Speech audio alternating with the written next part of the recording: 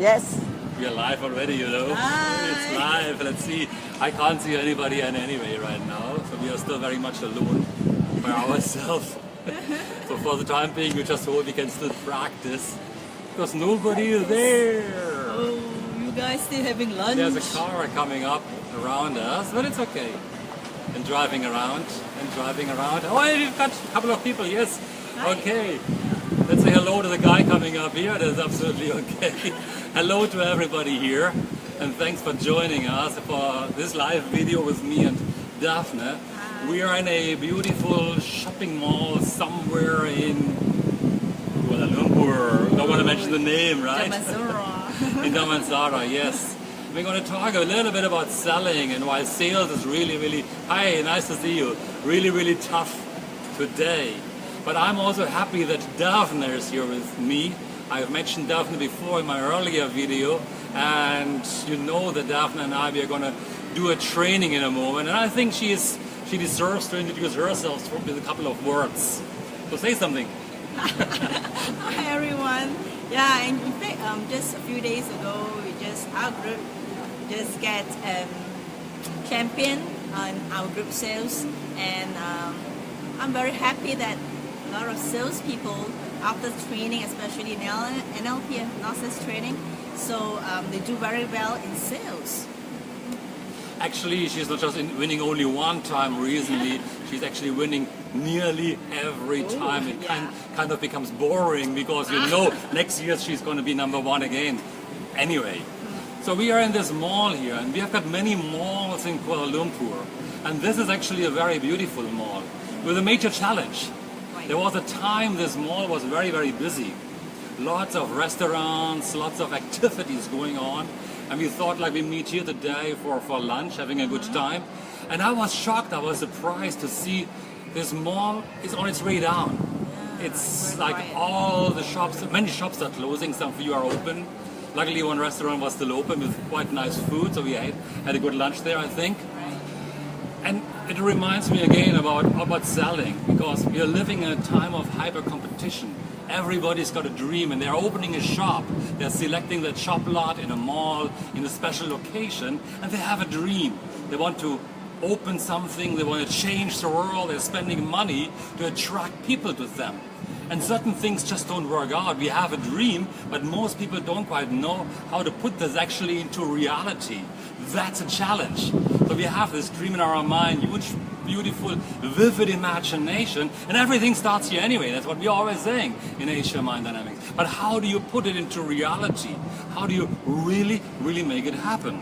Yeah, I believe so. A lot of people, when they start business and start doing sales, a lot of ambition and dreams and whatnot, but how come end up they may say that, oh, okay, this may not be my cup of tea. Is that because you really do not deserve that kind of sales, or actually a lot of things can be improved and can be done well? Many people actually have these dreams, right? Opening a company now. Right now we are facing a situation in the world, in Malaysia, where people get retrenched.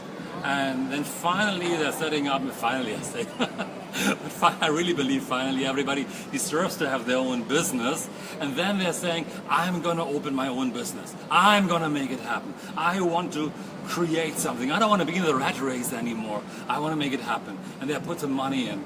And as most of people know, actually, most businesses close down in their first 2 years, 5 years, because it's different from being paid and working as an employee compared to running a business, isn't it? Mm-hmm. So how was it for you the first time you were running your business? Well, obviously, when the first time we set a lot of goals and all that, and we also go through a lot of hiccups, and we learn along the way, but we found that the determination and have to learn how to really communicate well to people are so important. It's not only getting the task done. And communication is everything, right? Yeah. Communication is really everything. It sounds like a repetition. Communication is everything, okay? Really, communication is everything. So how do we communicate better now? How do we make that happen? I mean, today we really want to talk about something about selling, and a lot of people thought that selling is like selling products. Selling is dirty, oh no! Yeah, a lot of people say Sales? No, not for me. But in fact, I'm sales, educated, you know. I don't want to sell, you know. I've got a job. but in fact, I'm not everybody selling. is selling, right? Everybody is in selling. Yeah, the Everybody boss is is in selling projects to the staff so that they can do well willingly, to run the projects well, and parents are selling suggestions and instructions to their children. Yeah, everybody is selling. So Have you ever worked over the weekend time? And your boss came in on a Friday afternoon and says, hey, would you be so kind and nice to come over the weekend? Tomorrow morning we've got to finish that work. And maybe grudgingly, maybe happily, you said like, yeah, I'm coming in tomorrow morning. And you actually worked through your Saturday. Your boss sold to you. Or did you actually go to your boss and you said, I want to take off half a day earlier, and you gave some reasons for it? And the boss made it happen. He said, okay, go home earlier, but as long as you finish your work, you sold something to your boss. Maybe the boss also sold something, finish your work, and then you can go home. But there's always a selling procedure.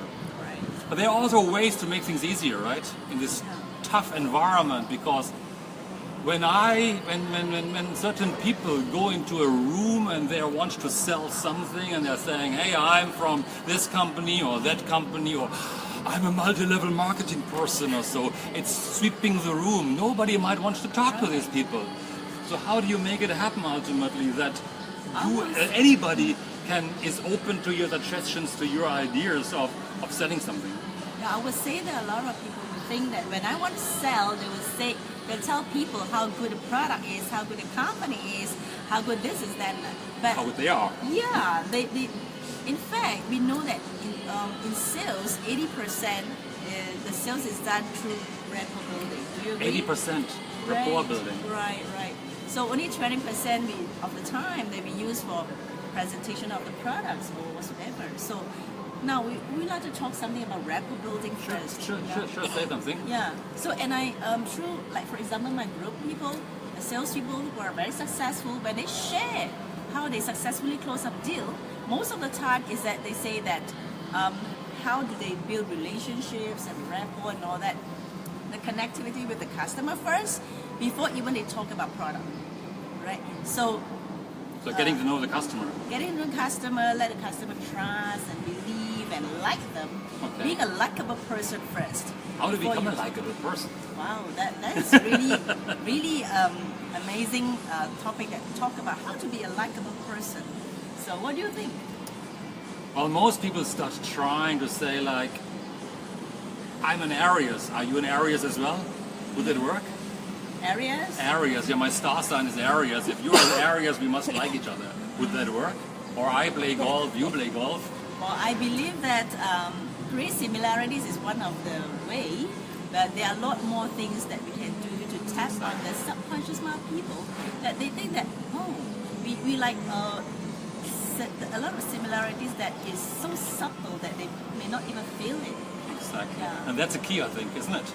The subtleties, the subtle things, the subtle things that are below, because commonality comes later. I don't want to go into an office, desperately look around, trying to find something to talk about, but talking about create a relationship instantly with somebody, so you naturally create a liking. People like people who are like them, that's fine. Right. But it's not about just commonalities, it's about connecting at a deeper level.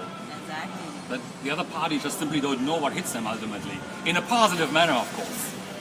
Of course, if you will, if you are approached with people who talk about NLP and hypnosis, maybe you're a little bit familiar with mirroring and matching. Mirroring and matching. Some of you might know this tool from NLP, but it's just one tool actually that you can use, and it's mirroring and matching. It's not mimicking, and you know that, or monkeying, right? Because that would be in the face. Don't want that, okay? But there's something more before matching and mirroring comes up to create an even deeper relationships, which might take a little while longer right now to explain, and maybe another video we do this. But what else is there? Yeah. The other thing I would say that we need to know exactly what the people want. Like we want to say is like fact find and do some Fact finding. analysis. Yes. Okay. So Yeah. after building rapport, you do fact finding, is it? Right. So we need to know what people really want instead of just pushing our products to the customers. Okay. So fact-finding means exploring their needs, having the conversation about their business, about challenges they face. What exactly they want, their needs or their desire. Maybe end up people make decision not because of just some basic needs, but it's some wants. It's the inner side, what they really want. So when we do selling, emotionalize is very, very important. Emotionalizing, tapping into the emotional drivers of people, which is very, very deep down. So it's not just benefits, it's not just features specifically, not, but how do you activate all of this together in a big chunk to create a good feeling in that person that you are talking to ultimately. It's like when you go into a restaurant like in this mall here right now, how the customer, when they are eating something, how the salesperson, or the cook, or the customer service create that relationship with the person eating something. It's not just the food and the taste, but building the relationship where the customer says, I want to go back to this restaurant. Mm-hmm. And just now back to the emotionalizes that it's not that simply because of the taste, but the whole environment that people feel very comfortable to go into that restaurants or deal with a particular salesperson, or they can imagine how good it is when they use your product in the future. So emotionalize, we're also talking about future memory or future imagination. Future imagination, that means creating something in the mind of the person so they keep thinking of you. Right, exactly. Wouldn't it happen that they go home and they talk to their husband or wife and then they're like, I have seen Daphne, I have seen Andreas, and their wife or husband is like, can you stop talking about them? Well, I would say that rather than talk about me, they talk about how good it is. Okay. I prefer that as well, you know. I think it happens natural as well, you know, ultimately. That natural is like, hi, he's constantly talking about you. Yeah. So this is what we want to share with you today. Yes.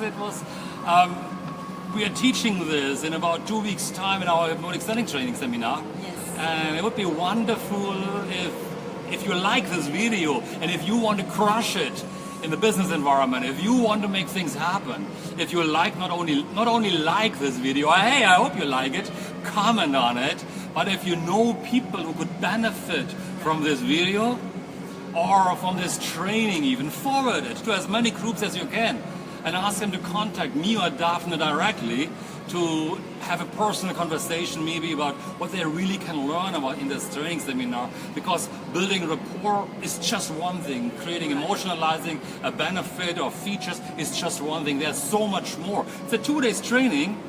It's a 2 days training. It's a 2 days training and 1 day coaching. You want to say one more thing about that? Yeah, so in a hypnotic selling, this is called hypnotic selling workshop. So there are a lot more amazing things, and you learn about magic words, magic touch. You find it amazing. You want to crush it? You come. Right. And we see you there. Thanks, and you create a wonderful day. See you. Bye bye. Feed yourself. Thanks, Daphne. Bye. See you guys.